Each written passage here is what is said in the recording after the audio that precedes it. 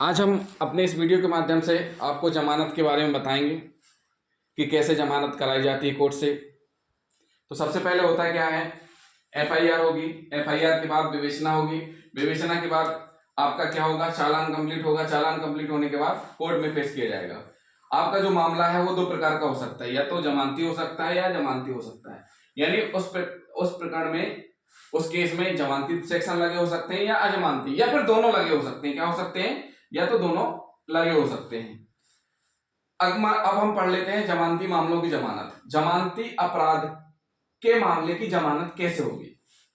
Police ने आपको अपराध कायम होने के बाद विवेचना के दौरान आपको 41 का नोटिस तामील कराया, यानी आपके ऊपर अपराध सिद्ध किया, विवेचना की, विवेचना के दौरान आपको 41 का नोटिस दे दिया गया और 41 के नोटिस में लिख दिया गया कि आपको फला तारीख को चालान के समय कोर्ट में उपस्थित होना है।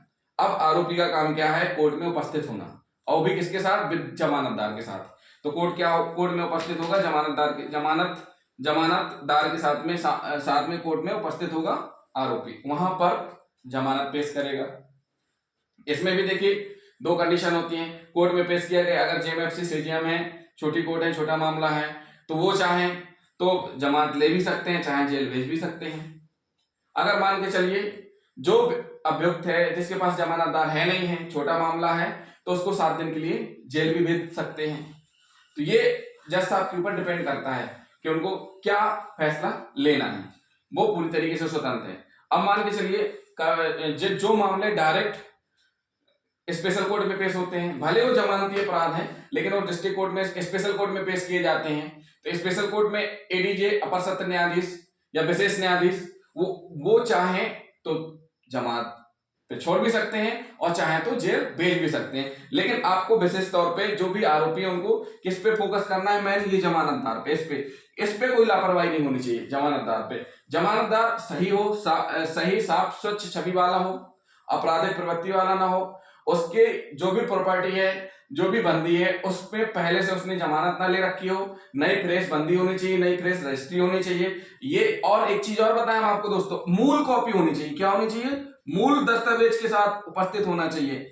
कभी कभी क्या होता है कि फोटो कॉपी लेकर के आप जाएंगे, आपकी जमानत नहीं होगी, आप डुप्लीकेट लेकर के जाएंगे, आपकी जमानत नहीं होगी। आपके पास मूल दस्तावेज होना जरूरी है प्रॉपर्टी के, और साथ ही साथ सही होने चाहिए। अगर जमानतदार फर्जी है, जमानतदार आपराधिक प्रवृत्ति का है, उसने जो दस्तावेज फर्जी तैयार कर लिए हैं और वो कोर्ट में पेश कर दिए गए, उस टाइम में तो कोर्ट जमानत पर ले लेगी, एक्सेप्ट करेगी, लेकिन कोर्ट उन्हीं दस्तावेजों की जांच कराएगी और जांच कराने के बाद सीधे आदेश दे देगी कि इनके खिलाफ 420, 420, 467 और 468, 471 इन सेक्शन का अपराध कायम किया जाए। तो भाई जमानतदार तो जेल जाएगा, जमानतदार तो जेल जाएगा और साथ में जिसकी जमानत ली है वो भी जेल चला जाएगा। इसलिए विशेष तौर पर ध्यान रखें कि जमानतदार साफ स्वच्छ होना चाहिए। ये तो दोस्तों हो गए जमानती अपराध में। अब हम चलते हैं अजमानती अपराध में। अजमानती अपराध में क्या होता है? अजमानती अपराध में दो कंडीशन होती है, या तो आरोपी गिरफ्तार होगा या तो आरोपी फरार होगा।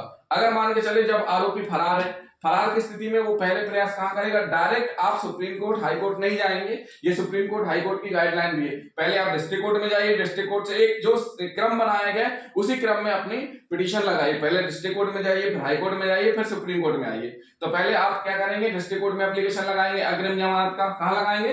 डिस्ट्रिक्ट कोर्ट में अग्रिम जमानत का लगाएंगे। अगर डिस्ट्रिक्ट कोर्ट से अलाउ हो जाती है और नहीं होती है तो फिर हाई कोर्ट जाएंगे, सुप्रीम कोर्ट जाएंगे।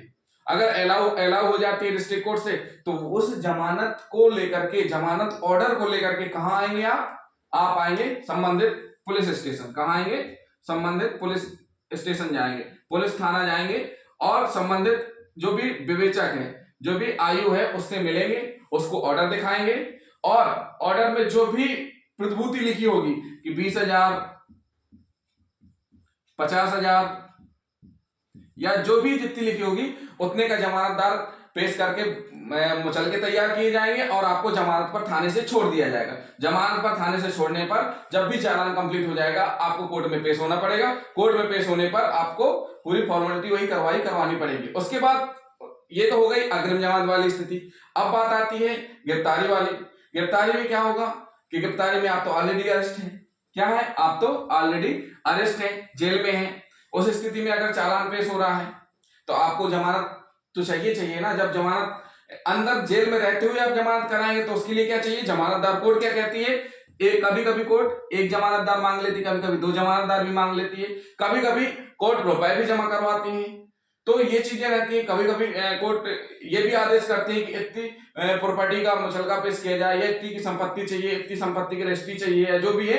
तो वो कोर्ट के विवेक के ऊपर डिपेंड करता है, कोर्ट कितने का ऑर्डर करती है। कोर्ट सेटिस्फाई हो जाती है क्या एक बड़ा मामला है तो बड़ी आपको बेल एप्लीकेशन लगानी पड़ेगी। तो ऐसी कंडीशन ताकि आप फरार ना हो। तो गिरफ्तारी है, गिरफ्तार से आप जब छूटेंगे तो उस टाइम में भी ये कंडीशन होगी।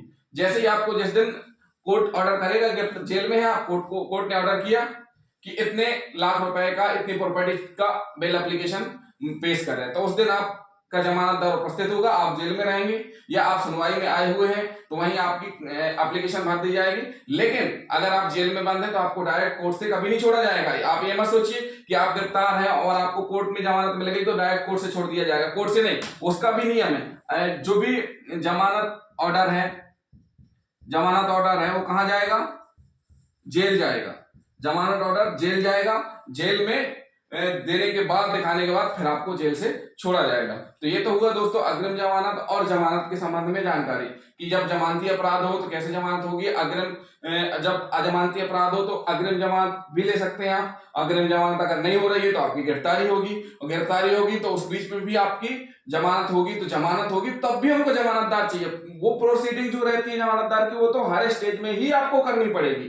तो ये होती है दोस्तों जमानत किस प्रकार कैसे की जाती है, कैसे होती है, ये हमने अपने वीडियो से बताया है। हमारा केवल उद्देश्य आपको एजुकेशनल पर्पस से जानकारी देना है। थैंक यू दोस्तों।